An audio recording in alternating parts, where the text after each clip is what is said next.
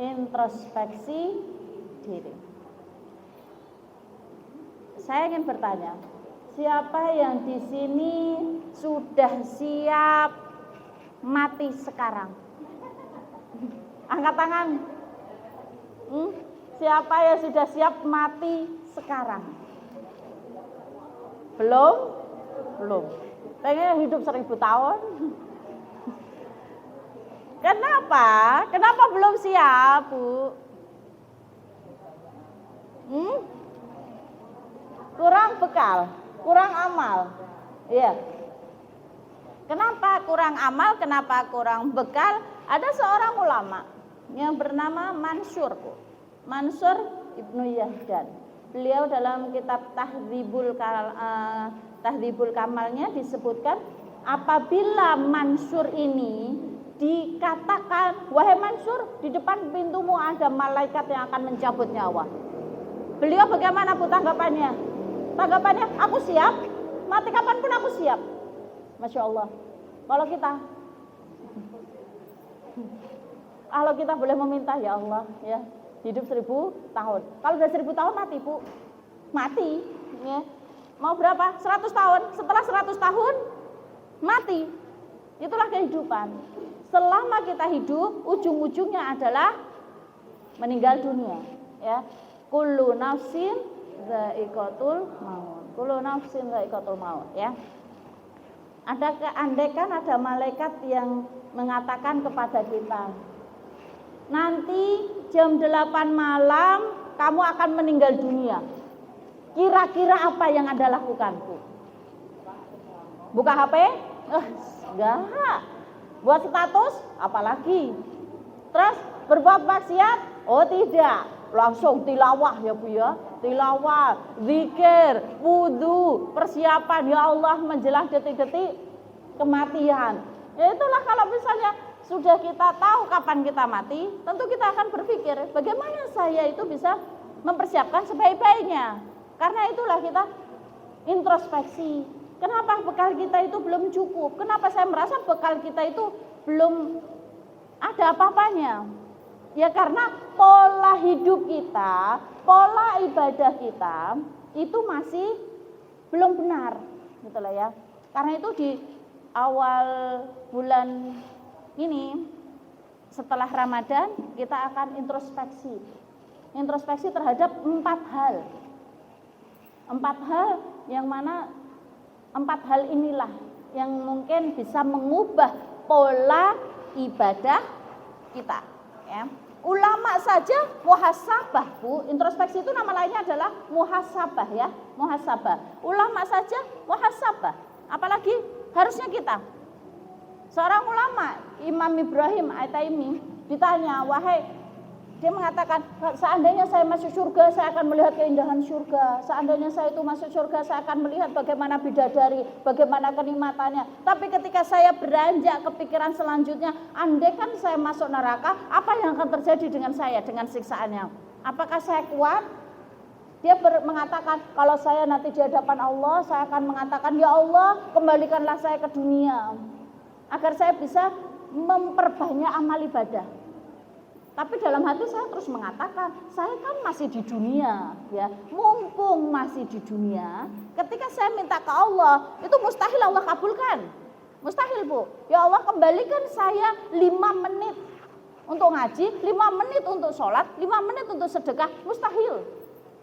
Lalu bagaimana? Mumpung saya masih ada di tempat yang saya masih bisa memperbaiki diri, kenapa saya tidak memperbaiki diri? Itu ulama, Bu. Ulama. Kita kan tinggal menunggu. Entah kapan itu kita tidak tahu. Tapi sudah pasti kita akan meninggal dunia, ya.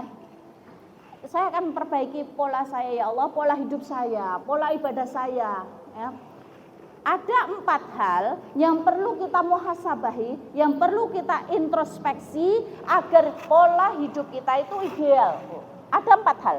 4 hal ini yang akan kita bahas. Yang pertama apa? Introspeksi dalam belajar kita, ya. Introspeksi dalam belajar. Dan yang kedua, introspeksi kita dalam masalah akidah, ya. Dan yang ketiga, introspeksi kita dalam masalah ibadah. Yang keempat, introspeksi kita dalam masalah akhlak. Jadi 4 hal muhasabah yang kita lakukan dalam 4 hal ini. Yang pertama, dalam bidang belajar kita, menuntut ilmu kita. Yang kedua, dalam akidah kita.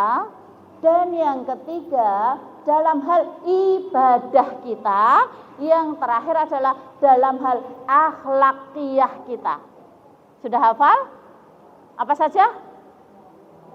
Belajar, akidah, ibadah, akhlakiyah. Kita akan bahas satu persatu. Ini yang perlu kita muhasabah, kita introspeksi. Mumpung masih ada kesempatan hidup, Bu. Mumpung ya, mumpung itu. Sudahkah? Yang pertama, muhasabah mencari ilmu atau belajar. Sudahkah kita muhasabah selama ini? Sudah benarkah ngaji saya? Sudah benar belum? Sudah benar belum, Bu? Saya bingung, gimana ya? Mau dibilang benar, saya itu tahap mencari, dibilang nggak salah, dibilang salah, saya kayaknya ya yakin di sini benar gitu. Apakah kita sudah benar-benar ngaji kita itu sudah ideal? Semangat kita dalam mencari ilmu itu sudahkah kita ideal seperti para salafus sholih? Belum, Bu, belum. Masih jauh. Kalau zaman dahulu kita pelajari, bahwasanya ada seorang ulama besar, namanya Robi'ah. Beliau ketika mencari ilmu, kehabisan dana. Orang mencari ilmu tuh butuh dana, Bu. Ya butuh dana. Ibu-ibu semua kesini butuh tenaga. Ibu kesini butuh bensin. Itu membutuhkan apa? Dana. Belum lagi ada infak, ada kota dan lain sebagainya. Menuntut ilmu itu membutuhkan dana. Ketika Robiah ini ingin mencari ilmu, kehabisan uang. Apa yang dilakukan? Genteng di rumahnya, Bu, dicopot. Untuk apa? Dijual. Sampai segitu kita mikir, oh tidak. Enggak ada sepeda? Oke lah, kita masuk ya. Bismillahirrahmanirrahim, amutu wa ahya. Selesai. Ya. Ada seorang sahabat juga. Beliau ngambil baskom milik ibunya, harganya mahal itu, Bu. Baskomnya mahal. Kalau di total senilainya di Indonesia itu mungkin 14 juta. Dijual, Bu. Untuk apa? Mencari ilmu. Masya Allah. Ada seorang ulama juga bernama Hisham Ad-Dimsyaqi. Beliau ingin mencari ilmu. Ya ngomong ke bapaknya, bapak saya mau mencari ilmu. Tolong beri saya uang gitu ya untuk perjalanan ke sana. Apa yang dilakukan bapaknya, Bu? Jual rumah. Masya Allah, jual rumah, Bu. Ketika sudah menjual rumah, beliau pergi ke seorang ulama namanya Imam Ahmad. Sampai di sana, beliau belajar ilmu agama. Tapi ternyata beliau itu melakukan suatu kesalahan yang beliau tidak sadari. Saya itu melakukan kesalahan apa gitu. Hingga beliau dipukul 15 kali pukulan. Tidak terima dong. Nggak terima. Kesalahan saya apa gitu. Kalau kita nggak terima, ngomong, Bu. Jangan ngomong di belakang. Ya, gentle gitu. Wahai Syekh, ya, wahai Ustadz, wahai Imam. Saya tidak terima perlakuan Anda. Saya sudah dipukul 15 kali, sedangkan kesalahan saya tidak paham. Dan saya tidak ikhlas dengan hal tersebut. Saya tidak ridho. Saya minta Anda melakukan sesuatu. Imam Ahmad juga gentle. Lalu apa yang harus saya lakukan? Saya mengaku salah. Tuh Imam begitu, Bu. Guru juga kalau salah ya ngaku salah. Jangan merasa benar ya. Saya salah gitu ya. Saya salah. Untuk menebusnya apa yang saya lakukan? Kata Hisham, Anda sudah memukul saya 15 kali. Maka saya minta Anda membacakan 15 hadis untuk saya. Jual rumah, dipukul di tempat belajar. Ya Allah, perasaan kita gimana, Bu? Kalau kita nggak tahu kesalahan, akhirnya dibacakan 15 hadis. Setelah dibacakan, Hisham mengatakan pada Imam Ahmad, wahai Imam, tolong pukul saya lagi, nggak apa-apa. Nanti kafarahnya apa? 1 pukulan 1 hadis. Masya Allah.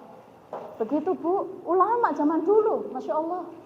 Ada seorang ikhwan juga dari daerah Jawa Barat. Beliau ingin mencari ilmu di daerah Jogja. Dari perjalanan ke sana sampai ke Jogja, beliau itu orang miskin. Dari awal beliau masuk pondok juga nggak punya uang, akhirnya disekolahkan pondok, kamu ngabdi di pondok, kamu disekolahkan pondok, kamu nanti ngabdi di pondok. Karena memang orang tidak punya. Akhirnya karena kondisi ekonomi tidak memungkinkan, dia tinggal di pondok, menjadi ustadz di situ. Kata ustadz seniornya, kamu mau menikah? Ya, dinikahkan dengan akhwat yang sekufu, bukan orang kaya, tapi akhwatnya baik. Akhirnya mereka menjalani rumah tangga, tapi ya qadarullah, ekonomi beliau ini tidak meningkat. Suatu hari beliau ngomong ke istrinya, saya pengen ikut daurah, saya pengen ikut kajian. Kira-kira daerah Jogja, kira-kira kamu punya uang berapa? Celengan dibuka, istrinya punya celengan bu, punya celengan. Ternyata isinya berapa? 15.000. Karena masuknya cuma 500.000. Ini kalau untuk kereta tidak bisa. Akhirnya uang antara 10 dan 15 itu dibuat makanan untuk bekal. Bagaimana perjalanan beliau? Jalan kaki. Masya Allah, berapa hari? 3 hari 3 malam. Terus tinggalnya di mana? Di masjid. Setelah di masjid, kalau ada yang beri, alhamdulillah. Biasanya masjid kan ada fasilitas ya, diberi minum, diberi makanan kalau ada rizki. Hingga sampai ke tempat itu 3 hari 3 malam. Sampai di tempat daurah, beliau ini di depan sendiri bu, Masya Allah. Tapi kadang-kadang kaki kesel, selonjor. Temennya ngomong, nggak sopan kamu. Ini kakinya di depan syekh begitu. Akhirnya ditarik lagi. Tidak sadar, selonjor lagi. Sampai dipijit sendiri. Nggak sopan kamu. Ditarik lagi. Selesai daurah, sesen pertama, hari pertama di dapur. Ditanya sama tadi, kamu itu di depan syekh, kenapa kok kamu begitu, kaki begitu, nggak sopan itu. Kata dia apa? Maaf ya, sebenarnya bukan ingin saya seperti itu, cuman saya itu capek. Saya itu perjalanan dari Jawa Barat sampai ke Jogja ini selama 3 hari, Masya Allah, dengan jalan kaki saya lakukan. Karena itu kaki saya sakit gitu. Karena teman yang diajak curhat tadi di ruang dapur tadi itu baik, ngomong ke panitia, Pak ini mungkin ada sedekah-sedekah lah buat ikhwan tersebut. Terkumpul berapa bu? 350.000, Masya Allah. 350.000 untuk biaya pulang, kemudian untuk uang saku. Allah memberikan kemudahan. Semangatnya menuntut ilmu itu loh bu. Kita agak jauh sedikit, libur. Kenapa nggak ngaji mbak? Pusing saya. Kenapa mbak nggak ngaji? Jauh, germis mbak ini, kayaknya mau hujan ini. Kenapa? Intinya apa? Males. Yang dekat saja males. Nggak usah dengan jauh-jauh mikir dulu, yang dekat dulu didatangi dan yang itu bagus didatangi. Kalau jauh didatangi dan itu bagus, monggo silahkan. Itu ya Bu ya. Jadi kita introspeksi. Bagaimana belajar kita selama ini? Apakah ilmu yang saya dapatkan ini benar? Apakah saya selama ini sudah semangat? Itu introspeksi kita. Nah, introspeksi pertama. Kira-kira kita sudah selamat atau belum? Bismillah. Kita mulai hijrah ya. Mulai hijrah yang baik. Apakah saya semangat? Bismillah. Di awal selesai Ramadan ini saya pengen lebih giat lagi mencari ilmu. Oke, semangat ya Bu ya. Oke, yang pertama itu. Yang kedua, karena kita tahu ya, belajar itu lebih penting. Seperti ibaratnya kalau makan lebih dominan mana ya? Lebih urgent mana mencari ilmu dengan makan? Makan 3 kali sehari. Sebenarnya lebih urgent mencari ilmu. Kalau makan kan selesai 3 kali sehari. Tapi kalau ilmu agama, ini khususnya ilmu agama, dibutuhkan dari bangun tidur hingga tidur lagi. Karena itu kewajiban kita masing-masing. Jangan dipasrahkan Bu, dia sudah hadir, saya tidak usah. Oh tidak, kewajiban kita sendiri datang. Dia datang, saya juga harus datang, gitu ya. Dan yang kedua, adalah muhasabah atau introspeksi akidah. Introspeksi akidah. Ya. Rasulullah Shallallahu Alaihi Wasallam diangkat menjadi nabi usia berapa? 40, betul. 40 tahun. Berapa Rasulullah Shallallahu Alaihi Wasallam meninggal dunia usianya? 63. Jadi berapa tahun Rasulullah itu berdakwah? 20 23 tahun. Rasulullah 13 tahun mengajarkan tauhid, akidah.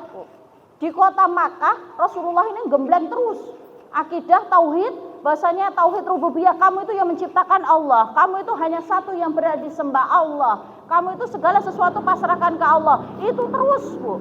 Pertama yang ditanamkan adalah akidah, pemantapan akidah, sehingga menyandarkan sesuatu itu hanya pada Allah. Baru 10 tahun diajarkan syariah, sholat, puasa. Sehingga apa? Akidah kita yang pertama kali itu dikuatkan akidah. Kalau akidah tidak kuat, maka akhlak juga parah. Akidah tidak kuat, apa yang terjadi? Rapuh. Sedikit ada sumbangan, ini sumbangan ya, tolong nanti ikut ini. Iya, duit menang. Akidah. Pertama itu adalah akidah. Kita tahu siapa yang memberi rezeki? Allah. Kenapa masih bingung? Masih nangis kalau nggak ada duit?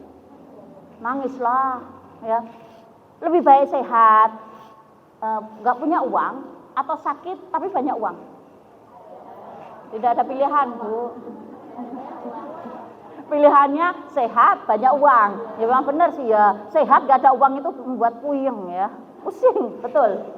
Tapi dengan kita punya uang bisa berobat. Oke, jawaban jenengan masuk akal lah. Ya. Masuk akal. Cuman kita tahu, apakah ada haji yang pelit? Ada. Haji yang pelit? Ada.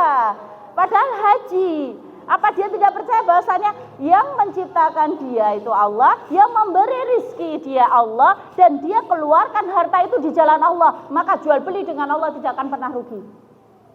Seandainya seseorang itu paham bagaimana prinsip ya tawakal, atau tawakal kan ada dua ya Bu, tawakal secara serius dan tidak serius. Kalau tidak serius itu ya sudahlah, tawakal separuh-separuh. Tapi kalau tawakal yang serius itu ibaratnya adalah tawakal burung. Pergi keluar dalam keadaan lapar, pulang ke kandang sore hari dalam keadaan kenyang. Dia bisa memberi makan kepada anak-anaknya. Tawakal. Ya, tawakal kepada Allah ini dengan sebenar-benar tawakal. Lalu apakah kita tawakalnya sudah setinggi itu? Akidah kita yakin saya masih hidup ya Allah, saya berarti masih ada rizki. Rizki saya tidak akan tertukar dan rizki saya sudah tertakar. Sudah seperti itukah kita di dalam hati tertanamnya? Ya gimana ya? Kadang masih nangis, kadang-kadang ekonomi kita lagi susah, kita pusing, kadang suami tengkar. Itu sudah gimana? Kalau kita sudah bekerja keras, sudah berusaha menjadi istri yang baik, sudah berusaha menjadi manusia yang baik, kok masih ada takdir yang tidak baik, itu berarti sudah takdir Allah. Allah yang menciptakan saya sudah berusaha untuk taat kepada Allah. Allah tentu yang akan memberikan bantuannya. Begitu. Itu akidah, Bu. Akidah. Saya masih hidup, berarti saya masih ada rezeki. Ya. Ada suatu kisah ya. Ada suatu kisah, sebagian mungkin sudah mendengar ya. Ada seorang bapak ibu sudah sepuh 70 tahun. Ini kisah nyata, Masya Allah ya. Beliau ini menikah, tidak memiliki keturunan. Ya, tidak memiliki keturunan hingga akhirnya saya suka kisah ini kenapa? Karena memberi inspirasi, ya, memberi inspirasi. Kemudian kedua orang ini pergi ngaji ke pengajian di suatu masjid yang diterangkan bab sedekah. Ketika mendengarkan bab sedekah, kedua orang ini pulang ke rumah membahas apa yang tadi diajarkan. Masya Allah tadi sedekah ya Pak. Iya, bagaimana kalau kita sedekah? Bapaknya ngomong, gimana mau sedekah? Duit aja nggak punya. Kata ibunya sama bapaknya akhirnya berbincang-bincang, memutuskan suatu hal, kita jual rumah. Masya Allah, adakah yang kita berpikir begitu? Ya Allah, jangankan begitu ya Bu ya, duit mepet tinggal 10.000 sedekah sik toh. Masa iki ya, gak keluarga itu, sedekah urusan terakhir. Apa yang terjadi? Uang di tangan, rumah dijual, uang di tangan, sebagian untuk membantu masjid yang tadi digunakan untuk pengajian, sebagian untuk umroh, sebagian lagi untuk biaya hidup sehari-hari. Masya Allah. Tetangga ngomong, Bu, menghina. Kenapa harus begitu sih? Kamu itu nggak usah terlalu berlebihan dalam sedekah. Kamu kira Allah akan langsung ganti gitu dalam secara waktu singkat, sesingkat-singkatnya? Nggak mungkin. Jangan melakukan sesuatu yang di luar nalar. Tapi karena beliau sudah, saya yakin Allah akan memberikan rizkinya. Beliau umroh, berdua ini umroh. Para sesepuh ini umroh. Sesepuh dua umroh. Istrinya di Makkah itu melihat ada toko perhiasan cantik-cantik, Bu. Ya, perempuan lihat emas langsung glowing kan mata. Tanya sama ke suami, Pak, saya mau cincin ini. Kata bapaknya, Ibu mahal, duitnya ini tinggal 4 juta. Kalau Ibu beli, nanti kita makan apa? Gak usah ya Bu ya. Ya gimana ya, saya pengen, udah lah Bu, duitnya gak cukup, nanti kita gak punya uang bekal. Ya sudah, gak apa-apa. Kalian ini untuk berdua tuh Bu. Hingga pemilik toko ding lihat, ini orang berdua kenapa sih? Ya. Ibu-ibu ini, ibu sama bapak ini berdua kenapa di depan saya ngobrol begitu? Ditanya, Bapak mau kenapa? Mau beli apa? Saya mau beli cincin, tapi saya nggak ada uang kok. Enggak. Jadi saya beli ini aja, oleh-oleh tempat lain saja yang lebih murah dan terjangkau. Memang ibu pengen apa? Ibu pengen cincin. Ibu pengen cincin, tapi duit kita nggak cukup. Nggak usah. Kita pergi saja. Tunggu Pak, tunggu. Kita kasih Bapak gratis, free. Tidak usah bayar. Bawa pulang sebagai kenang-kenangan. Bapaknya bawa, karena orang tidak paham, masukin kantong. Sampai di tanah air, berapa waktu kemudian mereka berdua kehabisan bekal, kehabisan uang. Istrinya ingat, Pak, kemarin kan kita punya cincin tuh kenang-kenangan. Iya, jual Pak, jual. Siapa tahu nanti lakulah berapa rupiah gitu buat nyambung hidup. Akhirnya si bapak ibu tadi setuju, sepakat menjual. Bapaknya pergi ke toko emas. Sampai di toko emas ditanya pegawainya, Bapak menginginkan apa? Saya menjual perhiasan ini. Oh begitu, sebentar ya saya panggil yang punya toko. Dipanggil pemilik toko, ditanya bapaknya, Bapak mau apa? Saya menjual ini. Benar mau dijual? Iya. Kenapa dijual? Pokoknya saya mau jual ini karena kita nggak punya uang. Laku atau tidak? Oh iya, benar Bapak mau jual? Iya. Masuk Pak, masuk ke ruangan saya. Diajak masuk ke ruangan, ditanya lagi, benar Bapak mau jual ini cincin? Iya. Bapak tahu ini cincin apa? Tidak tahu saya. Itu kan kenang-kenangan dari Mekah, saya dikasih gratis. Laku tidak ya? Bapak tahu ini cincin apa? Ini berlian asli Pak. Kaget dia, berlian. Terus harganya terserah ya, harganya silahkan mau ditawar. Bapak saya mau nawar. Kalau Bapak setuju, kalau tidak apa-apa. Saya tawar 5M Bu. 5 miliar cash Bu. Masya Allah. Bapaknya kaget. Rizki segitu. Masya Allah ya. Dapat uang itu dihamburkan. Tidak Bu. Untuk apa? Memberi ke masjid tadi. Sebagian untuk memberi masjid. Sebagian untuk bekal mereka berdua. Allah itu tidak akan pernah membiarkan hambanya itu pulang dalam keadaan kosong. Masya Allah ya. Karena itu apa Bu? Introspeksi akidah kita. Saya masih hidup, berarti rezeki saya masih ada. Begitu. Besok anak saya mau sekolah, bagaimana ini? Doa ada Allah, usaha kemudian doa. Ya Allah, saya butuh rezeki hari ini ya. Doa, kekuatan dari suatu doa. Akidah kita diperkuat lagi. Paham yang kedua? Ya. Sekarang introspeksi yang ketiga. Introspeksi apa? Ibadah. Muhasabah dalam bidang ibadah. Sudah sholat 5 waktu? Sudah khusyuk? Mana ya? Saya sudah ta'awud tapi pikiran masih semrawut. Kenapa saya itu sering banget lupa rakaat sholat ya Allah. Sampai seorang sahabat pun juga bertanya pada Rasulullah. Ya Rasulullah, kenapa saya? Sahabat Bu, sahabat loh, kelasnya sahabat loh. Kalau kelas kita kan duniawinya masih tinggi Bu. Allahu Akbar. Ta'awud, pikiran semrawut. Sahabat bertanya, ya Rasulullah, mengapa saya itu sering mendapat gangguan ketika sholat? Kata Rasulullah bagaimana? Rasulullah mengatakan, ketika kamu itu sudah mulai sholat, maka satu jin itu duduk di telingamu. Namanya kinzib. Ya, kinzib itu duduk, mengingatkan segala sesuatu yang kamu lupa. Ya, makanya dari sini, saya sudah sholat, iya. Tepat waktu, iya. Khusyuk. Wallahu a'lam. Rakaat pertama jalan, rakaat kedua oke, rakaat ketiga mulai goyah sithik. Kayaknya besok arisan. Kenapa tiba-tiba itu terbetik ya Bu ya? Besok arisan. Mau kasih snack apa ya? Langsung berpikir. Di kulkas itu ada makanan apa ya? Oh ada ayam. Kira-kira nanti kalau misalnya itu dimasakin apa ya ayamnya? Sami Allahu liman hamidah. Mikir. Oh iya, kalau dibuat opor kayaknya seger. Robbana walakal hamdu. Sampai sujud opor apa disemur ya? Tapi kenapa hafal bacaan? Oh kita itu sambil tiduran, sambil merem, sambil ngantuk juga hafal kok Bu. Betul kan? Karena udah di luar kepala.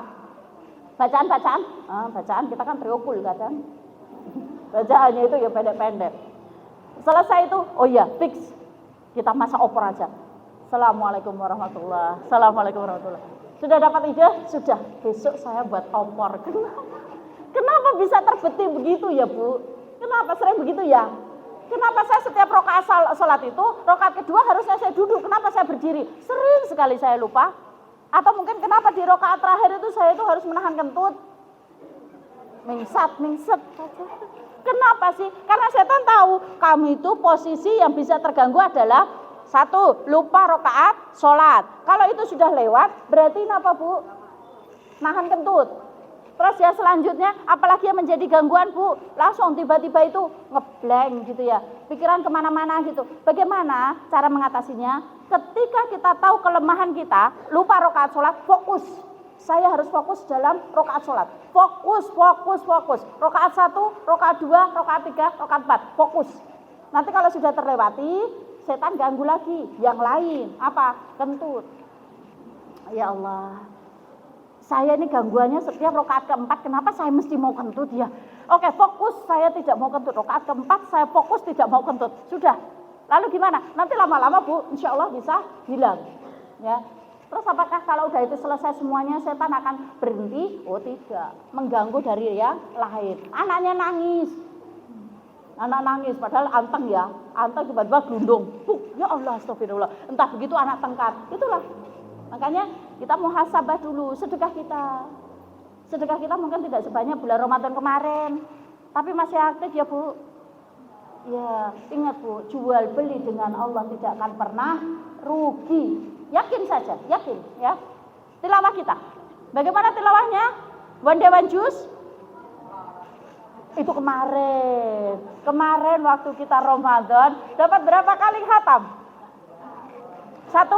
Masya Allah. Ada yang 2? 3? Oke. Nanti yang banyak kasih hadiah saja ya. Kalau ada, itu kan masih ada hadiah ya. Boleh kasih hadiah. Ada yang tidak khatam? Oh ada, saya itu kurang sedikit khatam sudah sampai juz 25. Berarti kurang banyak itu Bu. Satu juz saja 10 lembar, berarti 50 lembar ya. Lah terus gimana? Susah sekali. Kalau pas bulan Ramadan saja susah, apalagi di luar Ramadan. Oke, ketika kita bulan Ramadan bisa menghatamkan berkali-kali. Oke, setelah Ramadan, walaupun tidak 1 kali, harusnya kan 1 kali 1 juz. Kalau tidak bisa setengah juz. Kalau tidak bisa ya, kalau nggak bisa kan harus 10. Kalau nggak bisa ya 9, 8, 7, 5. Kalau nggak bisa ya paling 2 lembar, 3 lembar. Kalau nggak bisa lagi 1 lembar gimana? Ya Allah 1 lembar. Kalau nggak bisa lagi liatin aja tuh Al-Quran tuh. Liatin aja, pegang tuh Al-Quran tuh, pegang ya Allah. Ya Allah kenapa saya tidak bisa membacanya ya Allah? Apa yang menghalangi saya untuk membacanya ya Allah? Ya Allah. Ya. Kalau nggak begitu Bu, liatin ya Allah, astagfirullah. Dosaku itu kehiman ya iya. Kenapa sih ya Allah? Saya itu tilawahnya kok susah sekali gitu.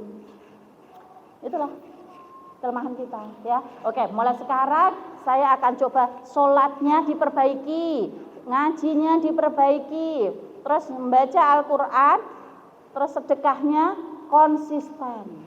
Paham Bu? Istighfar minim 100 kali. Subhanallah wa bihamdi 100 kali. Konsisten. Sampai kapan Bu? Hatta tak tiar-tiar. Sampai mati Bu. Matinya suwe, belum tentu. Kita belum tahu ya. Kita nggak tahu kapan kita mati. Entah besok, entah kapan. Tapi persiapan gitu ya. Terus yang selanjutnya.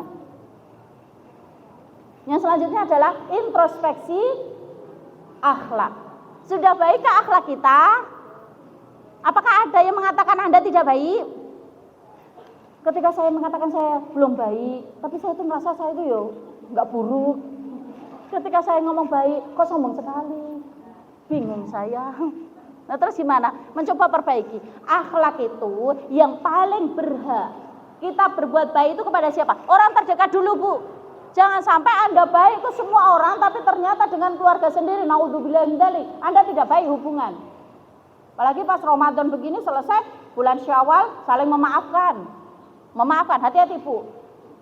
Jika orang tidak bisa memaafkan, ada dua orang yang berselisih dan tidak bisa memaafkan, keduanya meninggal dunia, maka dilarang masuk surga. Ngeri Bu, ngeri.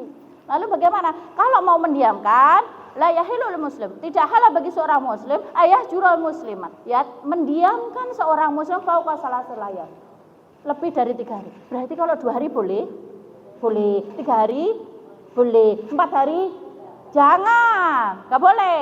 Lah kenapa kok harus diberi waktu? Emang kita kayak anak kecil, setelah bertengkar jejak-jejakan gitu ya biar, setelah itu nangis baikan gitu, bisa? Nggak bisa. Kita habis bertengkar, semua omongan jelek keluar, kita senyum gitu bisa? Nggak bisa. Karena itu diberi waktu 3 hari. Semoga bisa berbaikan. Dan mizan itu bisa bergoyang, mizan itu bisa bergerak. Salah satunya, karena ada 3 ya biar. Salah satu amal, 3 amal, tuzalu bihil mizan, yang bisa menggoncangkan mizan karena beratnya pahala mizan ini. Beratnya pahala kebaikan ini. Yang pertama adalah sabar tanpa tepi. Sabar itu berat, sabar itu berat. Didolimi kita sabar, dalam keadaan miskin kita sabar, dalam keadaan sakit-sakitan kita sabar, dalam keadaan kita memiliki suami yang belum baik gitu ya, kita sabar dengan terus mendoakan. Dengan kondisi ekonomi, dari kecil saya itu miskin, setelah dewasa remaja saya miskin, setelah dewasa saya miskin, menikah dapat orang miskin, hingga sekarang saya tua dalam keadaan miskin. Bagaimana saya bersikap? Ya sabar Bu, bagaimana lagi?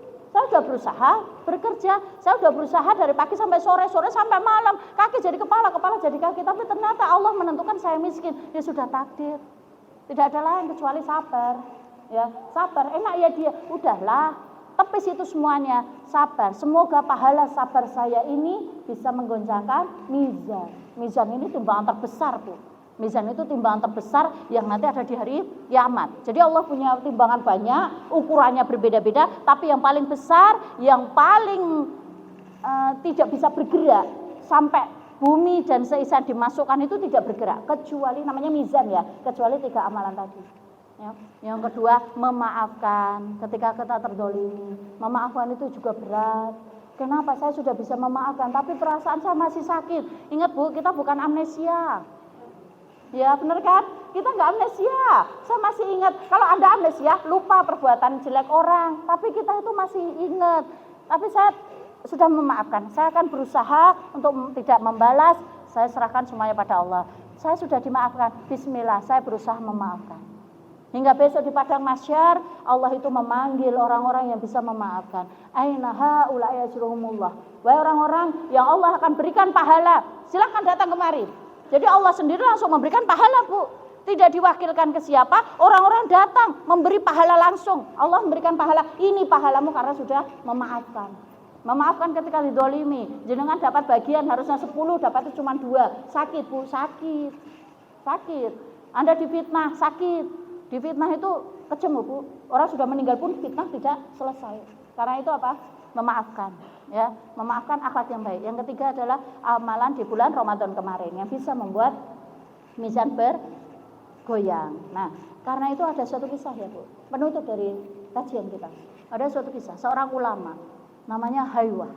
Haywah ini memiliki ibu tapi akalnya kurang.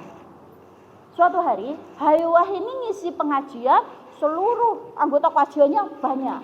Ibunya tiba-tiba teriak di jendela, Haywah sini. Itu ayammu belum dikasih makan. Coba, mesti kita malu ya Bu ya. Kalau gini, ya Allah, buku kok jerat-jerat gitu. Jerat-jerat di pinggir jendela. Haywah sini. Itu lihat ayammu, peliharaanmu itu belum dikasih makan. Pulang. Beri makan sana. Haywah tutup buku. sebentar ya, saya izin dulu karena menunaikan tugas dari ibu saya. Ya. Kemudian beliau pergi, ulama besar ini Bu, ulama besar. Pergi menyelesaikan tugas tadi, balik lagi ngisi pengajian lagi. Masya Allah, akhlaknya Bu. Walaupun ibunya bukan ibu yang normal, tapi tetap saja ada seorang ibu dibawa ke psikiater sama anaknya. Di psikiater itu ibunya jombai rambut anaknya Bu, nyakari sampai berdarah. Ditanya sama psikiaternya, kamu itu nggak sakit gitu? Sakit. Kamu kok masih sabar digitukan oleh ibumu? Ibumu paham kalau kamu itu anaknya? Ibu saya itu dari saya lahir itu nggak tahu kalau saya itu anaknya. Kalau saya panggil Bu, diam saja. Ibu, diam saja, dia nggak tahu kalau saya anaknya. Tapi saya tahu kalau itu ibu saya. Masya Allah tuh, ya kan Bu ya? Oke, dia tidak paham saya, tapi saya paham itu ibu saya, gitu ya. Terus ada suatu kisah juga tentang kebaikan seseorang. Ya, ini kisah di zaman Rasulullah Shallallahu Alaihi Wasallam. Ada seorang sahabat, 2 orang sahabat. Ini pada waktu perang Honda. Perang Honda itu membuat parit sehingga kondisinya Masya Allah Bu, ngeri. Para sahabat itu kelaparan sampai berhari-hari nggak makan. Datang seorang sahabat, 2 orang sahabat ke Rasulullah. Ya Rasulullah, kami lapar. 2 orang sahabat itu sambil menunjukkan apa? Dibuka ada batu, 3 batu. Orang Arab biasanya pakai sorban ya. Ditaruh sorban itu batu di dalamnya, kemudian diikat di perutnya. Ditunjukkan ke Rasulullah, ya Rasulullah, saya lapar. Lihat ini. Rasulullah diam. Sambil apa? Buka perutnya. Perut beliau dibuka. Lihat. Tanpa pun orang tahu itu bahasanya, saya juga ganjel. Ternyata 3 batu di perut Rasulullah. Ya. Ada seorang sahabat namanya Jabir. Jabir melihat, ya Allah, kasihan banget ya Rasulullah ya. Pulang, dia izin ke Rasulullah, ya Rasulullah, saya izin ya, pulang sebentar. Kata Rasulullah, ya silahkan. Nanti cepat kembali. Ya, karena ini mau buat parit untuk pertahanan perang Khandaq bersama dengan kafir Quraisy. Perang orang kafir ya, bersama orang kafir. Pulang Jabir menemui istrinya. Wahai istriku, di rumah ada makanan apa? Tidak ada apa-apa. Ini adanya cuma gandum 1 sak. Ya, gandum 1 sak ini 2 genggam begini ya. Gini 2 kali. Apa ya namanya? 4 genggaman tangan orang dewasa. Kemudian ada tuh di samping itu anak kambing. Gimana? Kalau disembelih aja anak kambingnya. Gimana? Nanti saya buat kare sama masakin ini buat roti. Oh, iya, ide bagus itu. Ide bagus ya. Kemudian diambil itu anak kambing, disembelih, dimasak oleh istrinya. Selesai masakan, ngomong ya ke Rasulullah, tapi jangan katakan ngundang banyak orang, jangan. Ngomong saja, ya Rasulullah, kami punya makanan, datanglah bersama 4 atau 5 sahabat Anda gitu. Ngomong gitu ya, kata istrinya. Ya, pergi. Jabir pergi. Ya, pergi ke sana, pelan-pelan ngomong ke Rasulullah, ya Rasulullah, saya punya makanan sedikit. Cuman bisa untuk Rasulullah dan 4 atau 5 sahabat. Nanti ke rumah saya ya, gitu. Makan walaupun ala kadarnya. Kamu apa makanan yang kamu miliki? Saya punya anak kambing kecil, sudah dibuat kare, dan 4 genggam gandum, sudah dibuat kue atau ini ya Bu ya, roti. Ya. Kemudian Rasulullah itu naik ke atas batu. Wara-wara Bu. Wahai para sahabat Ansor dan Muhajir, semuanya nanti pergi ke rumah Jabir. Kita diundang makan. Nah, padahal berapa pun jumlahnya? 998 tambah 1 Rasulullah 999 tambah 1 Jabir 1000 genap. Jabir bingung. Coba bayangkan posisi kita Bu. Mesti kan, ya Allah, ini gimana ini orang segini, 1000 orang Bu. Kalau hajatan 1000 orang itu, ya Allah gimana ini? Lari dia pulang nih, Jabir pulang, istriku di depan pintu, istriku, kita nanti akan malu. Kenapa? Rasulullah itu ngundang 1000 orang plus aku dengan Rasulullah. Gimana ini? Ya kan udah dibilang, cuman 4 atau 5 sahabat. Lah kenapa 1000? Rasulullah sendiri yang mengundang. Ya sudah, Rasulullah pesan sesuatu, iya Rasulullah ada pesan, jangan dipegang makanannya. Ya sudah, kita biarkan makanannya, nggak usah dipegang. Kan Jabir tadi diberi pesan, kamu pulanglah, tapi jangan pegang makanan itu. Ya. Selesai itu Rasulullah datang bersama dengan rombongan yang besar karena seluruh kota Madinah bukan orang miskin, tapi di Madinah itu ada kebiasaan sehari kerja, sehari untuk makan. Tapi karena persiapan perang, banyak para sahabat yang tidak bekerja hingga akhirnya seluruh kota Madinah dalam keadaan lapar, 3 hari nggak makan, Bu. Coba bayangkan, kita puasa sehari ya rasanya ya Allah, meletre gitu ya. Kemudian apa yang terjadi lagi? Rasulullah masuk. Mana Jabir makanan yang sudah disiapkan? Sini ya Rasulullah, masuklah. Ini kambingnya, kare kambingnya, ini rotinya. Kata Rasulullah kepada istrinya, wahai istri Jabir, panggillah para perempuan untuk membuat makanan. Tapi itu cukup, saya bisa Rasulullah, saya bisa masak. Tidak, panggil seluruh kota Madinah, perempuan panggil semua. Disuruh masak semua, Bu. Cara masaknya gimana? Roti yang tadi cuma sedikit tadi dicuil, masak lagi, dimasak lagi. Akhirnya ada tepung sedikit, masak lagi. Tepung kan cepat masak, hingga akhirnya tepung itu kayaknya dicuili, diambil itu nggak berkurang, Bu. Dan kuahnya Rasulullah ambil sesendok. Wahai Jabir, tolong kamu panggil 10 orang, masuk ke dalam 10 orang. Jangan lebih, dipanggil 10 orang.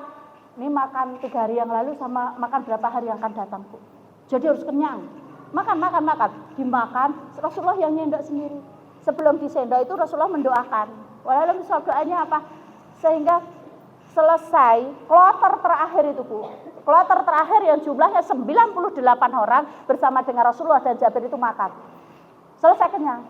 Pulang mereka semuanya. Masih ada sisa, ngomong ke istri Jabir. Wahai istri Jabir, ini dan kamu Jabir, bagikan seluruh kota Madinah, jangan ada yang terlewat. Dibagikan, Bu. Keajaibannya apa, Bu? Mukjizat Rasulullah ini. Tidak ada satupun yang kurang, Bu. Bentuknya, ukurannya masih sama. Masya Allah. Ya, sehingga selesai semua dibagikan, kota Madinah selesai semua, 1 kambing kecil, Bu. 1 kota Madinah penuh, perutnya penuh, Jabir dan keluarganya makan. Masya Allah. Apa yang bisa kita ambil dari akhlak ini? Berbagi. Itu bisa menimbulkan keberkahan. Ya, ingat, itu kan zaman Rasulullah. Zaman kita itu Allahnya satu, Bu. Dari dulu sampai sekarang Allah itu satu. Ingat ya, Bu, Allah akan memberikan rezeki bagi orang yang memberikan sebagian hartanya, membantu orang lain. Ini kan membantu orang lain juga. Ya, makanya introspeksi diri ya. Introspeksi terhadap 4 hal. Yang pertama, bagaimana dengan belajar kita, bagaimana dengan akidah kita, bagaimana dengan ibadah kita, yang terakhir bagaimana dengan akhlak kita terhadap orang lain. Itu saja yang bisa saya sampaikan. Kurang lebihnya saya mohon maaf. Kita tutup dengan hamdalah dan doa kafaratul majlis. Alhamdulillahirabbil alamin. Subhanaka Allahumma wa bihamdika asyhadu an la ilaha illa anta astaghfiruka wa atubu ilaik. Astaghfiru minkum wa billahi taufiq illa akum. Assalamualaikum warahmatullahi wabarakatuh.